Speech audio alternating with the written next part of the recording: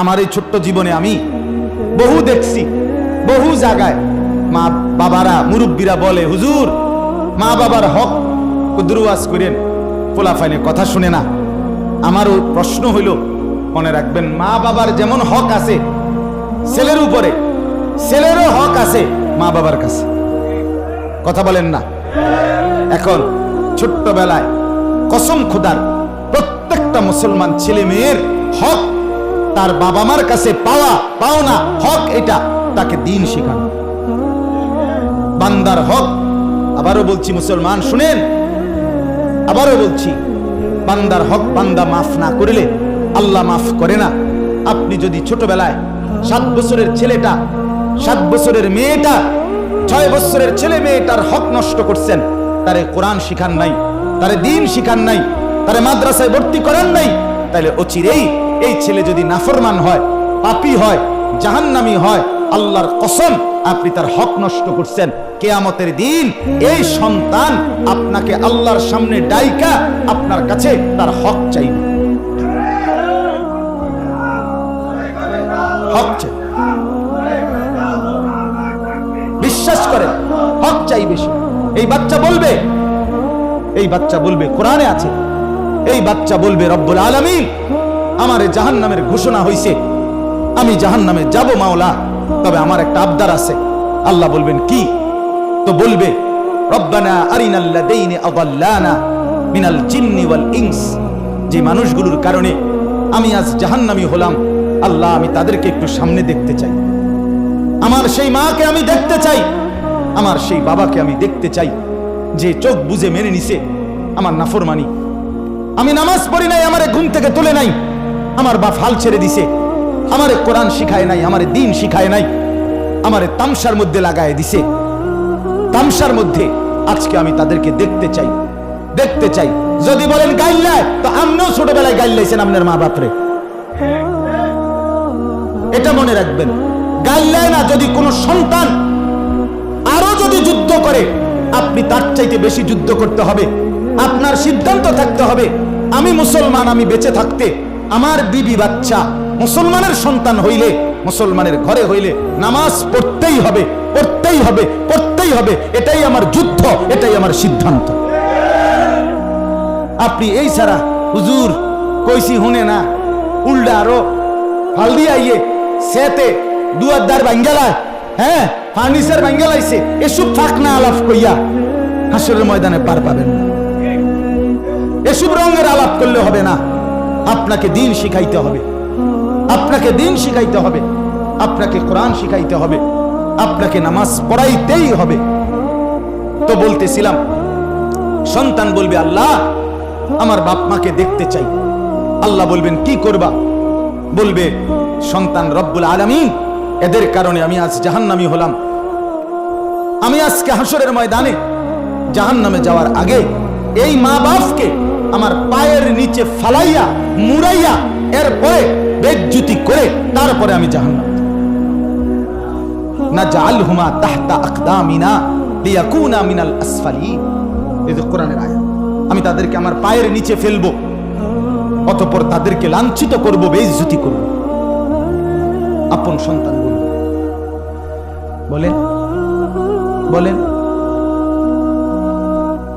আপনারে ওষুধ দিছিল 3 সপ্তাহ খাইতেন, এরপরে মেয়াদ গেছে গা, আপনি মেয়াদ থাকাকালীন ওষুধ খাইলেন না, মেয়াদ উত্তীর্ণ হওয়ার পরে সেই ওষুধ খাইলে তো লাভ হবে না। নবীজি সাল্লাল্লাহু আলাইহি ওয়াসাল্লাম তো বলছে, তোমার সন্তান যখন 7 বছর তখন তাকে নামাজ পড়তে আদেশ করো, 10 বছর যখন সন্তানের বয়স তখন যদি নামাজ না পড়ে শাসন করো, প্রহার করো, যে কোনো মূল্যে 10 বছরের ছেলে মেয়েকে বেনামাজি ঘরে থাকতে দিও না, শুইতে দিও না, তারে কোনোভাবে মেনে নিও না। আমরা কি কই? 10 বছর 8 ফুলাইন মানুষ, হুজুর ফুলাইন মানুষ, আস্তে আস্তে ঠিক হয়ে যাব, আস্তে আস্তে বলে ঠিক হয়ে যাব। কোন জিনিস যদি সেটা লোহাও হয়, লোহা এটাও তো ফালাইয়া রাখলে আস্তে আস্তে নষ্ট হয়ে যায়। কথা বলেন না কেন? লোহাও তো ফালাইয়া রাখলে আস্তে আস্তে ঝংকার পড়ে যায়, নষ্ট হয়ে যায়। আমনে হালাইয়া তুলে বুঝি আমনের ফোলা আস্তে আস্তে ঠিক হয়ে যাব, আস্তে আস্তে নষ্ট হইয়া ফচ্চা গন্ধ ছুটবো এরপরে। এরপরে নষ্ট হয়ে যায়। চুলের হদিস নাই, জামার হদিস নাই, প্যান্টের হদিস নাই, চুল রাখে জঙ্গলির মতো, জামা প্যান্ট চলা ফেরা কথাবার্তা কিচ্ছুর লগে ইসলাম মুসলমান আলেম ওলামা বাপ দাদা বংশধর পূর্বপুরুষ কারোর লগে মিল নাই। হে আরেক দেশের মানুষ, সে হলো আফ্রিকান জানোয়ার, আর এরা হলো মুসলমান মা বাপ। দুইটা দুই রকম হয়ে গেছে আজকে। মা বাপ একরকম, সন্তানের চেহারা সুরত চুল টুল দেখলে মনে হয় যেন এতে ডাইরেক্ট আফ্রিকার থেকে আসছে, আফ্রিকার জঙ্গলি এটা। কেন এমন হবে? কেন? এ কি মুসলমান মা বাবার ঘরে ঘুমায় না? কথা বলেন না কেন? তো মা বাপ আপনি কি করেন? আপনি সিরা সাবান বইয়া বইয়া? আপনি কেন সোফা বানাইলেন? এই ডাকাইতের লেগে। আপনি কার জন্য খাট বানাইলেন? কার জন্য খাট বানাইলেন এত মজবুত? আর এই খাটে শুইয়া সারা রাত আপনার ফুতে উলঙ্গ ছবি দেখবে, মোবাইলের মধ্যে আপনার মেয়ে আরেক পেড়ার লগে কথা বলবে, এর জন্য খাট বানাইছেন আপনি? কেন কেন বানাইলেন? কেন বানাইলেন মিয়া? আমি প্রায় বলি এ কথা। আমি আমার ছাত্র জীবনে একবার শুধু বলছিলাম আমার আব্বার কাছে, আব্বা আমি এই মাদ্রাসায় পড়তাম না, আরেকটা মাদ্রাসাতে আমারে ভর্তি করায় দেন। আমার আব্বা বলছিল, ফুত পরের বেলা ভাত আমার ঘরে খাইও না, সাবধান, এক লোকমা ভাত খাইবে না, বেরো। আমি যেই মাদ্রাসা দিছি এটাতেই পড়তে হইব, নইলে তুমি বাইরে আনতে। কানতে কানতে তখন চোখের পানি ফেলে মাদ্রাসায় চলে গেছি। বুঝছি বাপ আমার বড় শক্ত বাপ, বাপে ভাতও দিত না এক লোক। বাবার সেই কঠোর শাসন আজকে আলহামদুলিল্লাহ আপনাদের সামনে দুইটা কথা বলার তৌফিক দিছে। এই আমার এই বড় ভাই এখানে আছে, এখনো আছে ভাইয়া, এই যিনি বয়ান করছেন আলহাজ হযরত মাওলানা মাহবুবুর রহমান আশরাফি। আমি যখন চাঁদপুর ফরিদগঞ্জ মাদ্রাসায় পড়তাম, ভাইয়া ওই মাদ্রাসার শেখুল হাদিস ছিলেন, প্রধান মুহাদ্দিস, ওইখান থেকেই উনি সান্দিনা আসছে। তো ওইখানে আমি তখন আলেমে পড়ি 2001 সালে। আপনার আমি অনেক কষ্ট করে টাকা জমাইয়া, আলগা নাস্তার টাকা বাঁচাইয়া 20 টাকা 50 টাকা জমাইয়া একটা এমব্রয়ডারি পাঞ্জাবি কিনছিলাম, রেডিমেড পাঞ্জাবি, মানে কিনা পাঞ্জাবি আর কি। কিনা এটার লগে এখান দিয়ে শুধু দূরে এমব্রয়ডারি ফুল আছিল আর কি, আর কলারটার মধ্যে এই দূরে আমি অনেক কষ্ট করে টাকা জমাইয়া নিজের টাকা দিয়া গোপনে এই পাঞ্জাবিটা কিনছিলাম। কিনা আমি বোর্ডিং এর 4 তলায় থাকতাম, আমার ভাইয়া থাকতো নিচতলায়। 4 তলার সিঁড়ি দিয়া প্রথম যেদিন আসরের নামাজের পরে এই পাঞ্জাবিটা গাও দিয়া বের হইছি, প্রথম ভাইয়ে দেখে লাইছি। এই মাত্র বাইরেছি, এদিকে গেছি, আপনার সাথে সাথে ডাক দিছে, আনিস এদিকে। আসতে দেরি ভাইয়া পাঞ্জাবিটা টেনে ছিঁড়া একেবারে টুকরো টুকরো করে ফেলছে। আমি কত যে কাঁদছি আমার মনে আছে। মার কাছে পর্যন্ত চিঠি লেখা বিচার দিছি, মা ভাইয়া আমার পাঞ্জাবিটা ছিঁড়া লাইছে। অর্থাৎ কোনদিন বাবা ভাই এই সাদা স্বাভাবিক পাঞ্জাবি ছাড়া অন্য পাঞ্জাবি বানাইয়া দেয় নাই। নিজে কেন এমব্রয়ডারি বানাইলা, ফুলওয়ালা বানাইলা কেন? এজন্য ছিঁড়ে ফেলে দিছে। বাবার শাসন, ভাইয়ের শাসন আজকে আপনাদের সামনে বসবার তৌফিক দিছে। আপনি ছেড়ে দিবেন কেন মিয়া? খামখেয়ালি করবেন কেন?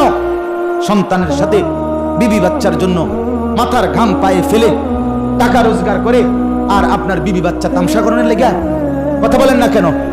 যেই বেচারা 20 বছর বিদেশ করে, 18 বছর বিদেশ করে, যেই বেচারা এই গরমে, আমাদের বাংলাদেশের গরমে কি অবস্থা, আর সৌদি আরবের গরমের কি অবস্থা, এই প্রখর গরমের মধ্যে সামান্য কাজ করে, সামান্য নরমাল কাজ করে এই বেচারা রক্ত পানি কইরা, কলজা পানি কইরা, বুকটা মাটিত লাগাইয়া এরপরে টাকা রোজগার কইরা এই টাকাগুলো বিদেশ থেকে বাড়িতে পাঠায়।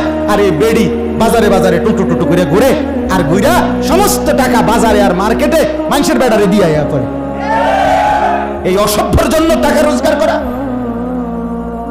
কথা বলেন না কেন? হ্যাঁ, আমার কথা সত্য, আপনি বলেন। আমার একদিন আমার সৌদি আরবে উমরার সফরে আমার একদিন আমার এক পরিচিত বিদেশি বাংলাদেশের লোক বুকে জড়াইয়া কান্দা বলছিল, হুজুর আমি আজকে 17 বছর বিদেশ করি, বউ বাচ্চারে 7 তলা বিল্ডিং এ শহরে ভাড়া বাংলাদেশে রাখছি, আমি ফ্লোরের মধ্যে থাকি। হুজুর, একটা টাকা অতিরিক্ত নিজে খাই না, নষ্ট করি না, এটি জমাইয়া বাইক ফাটাই। আমি বাড়িতে ফোন দিছি, 3 বার ফোন দিছি, আমার বেডি ফোন ধরে না। বেডি বেডি কই আছে কই জানি। ফুতেরে ফোন দিছি, ফুতে 3 বার ফোন ধরছে, ধইরা কয় আমি গেমস মানে মোবাইলে খেলতেছি। আব্বু আমি খেলতেছি, খেলা শেষ হলে তোমার লগে কথা বলবো। বেচারা আমার বলল, হুজুর আমি না বইলা মনের কষ্টে এরপরে টিকিট লাগাইয়া গোপনে না বলিয়া বাড়িতে আসছি। আয়সা এই ফুলাডারে উনি বলছে ও 7 তলার থেকে লাইতে নিচে নামাইছি। নাম বেডিরে সহ নামাইয়া কইছি, যা বাপ বাদ যা, গ্রামে থাক। 7 তলা বিল্ডিং এ থাকতে দিলাম, আর আমি ফোন করলে তুই কস বেটা গেমস খেলস, তুই তোর সময় নাই, তোর মতো জানোয়ারের জন্য নি পয়সা কামাই করছি। কথা বলেন না কেন? এই কষ্ট, এই রক্ত পানি করা টাকা, ঘাম ঝরানো টাকা বেচারা তুমি বইয়া বইয়া মোবাইল টিপবা, বেডি চাইবা, মোটরসাইকেল চালাইবা, সিনেমার নর্তকী দেখবা, এই হাইওয়ানের জন্য। আমি হয়তো খোলামেলা বলে ফেললাম, আপনারা বলেন, আপনারা ফিকির করেন, জীবনের সিদ্ধান্ত নেন, বিবি বাচ্চার লগে পরিষ্কার কাটছাট কথা বলেন। হয় নামাজ পড়বা, নাহলে 1 টাকা আমি বাচ্চা থাকতে তোমারে দেব না। বলেন ইনশাআল্লাহ, বলেন মিয়া, হিম্মত করেন, বলেন ইনশাআল্লাহ। সবাই হাত তুলে বলেন। হিম্মত না করলে পারতেন না। এই জামানা 1 মিনিটে গুনাহ কোটি কোটি কোটি কোটি। 1 মোবাইল পৃথিবীর সমস্ত গুনাহ নাফরমানি একত্র করে দিছে। বাঁচাইতে হইলে কঠিন সিদ্ধান্ত লাগবে। মেন মেন মেন মেন করে কথা কইলে হইতো না। সাদওয়ানে বইয়া কইবেন, কই তো হোলান্ডে তো কই শুনে না, কিতা করতাম, এসব রঙের কথা কইলে হইতো না। শক্ত হইতে হবে, সন্তান মানুষ করতে হবে। আমার সন্তানই আমার জীবন। আমার খাট পালং দিয়ে আমার কি হবে? আমার স্ত্রী সন্তান যদি নাফরমানি হয়,